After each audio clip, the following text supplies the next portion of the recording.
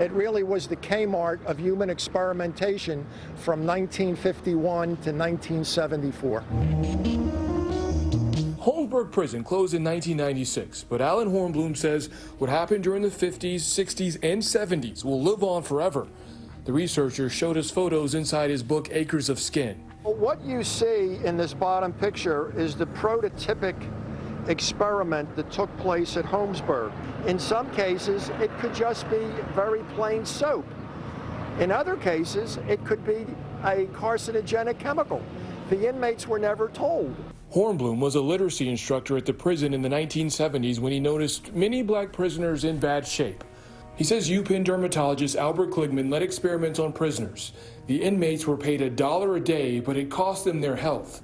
For his book, Hornblum spoke to Dr. Kligman before he died in 2010. He thought what took place here was fine. According to his observation, the inmates were treated fairly. Philadelphia shut down the experiments in 1974, 2 years after the Tuskegee syphilis experiment made national headlines. But the damage to the former inmates was already done. They have lots of fears and regrets. They never really learned what they were testing or being injected with. Almost a half century later, a survey shows 53% of blacks view medical scientists positively compared to whites and Hispanics. I'm not surprised at all. Dr. Ayla Stanford heads the Black Doctors COVID-19 Consortium, a group of predominantly black doctors who offer free testing in Philadelphia's low-income neighborhoods.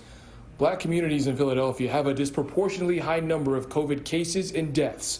The consortium is working to break down the walls of mistrust among African Americans. But you actually listen to what they're asking and you show them the testing kit. You demonstrate how it's going to be done. Dr. Stanford says black doctors only make up 5% of all physicians in America. So educating white doctors about black health care is crucial. You have to acknowledge what your own implicit biases are when you see a 6'5" African-American male come into your office. In Holmesburg, Brandon Hudson, NBC10 News.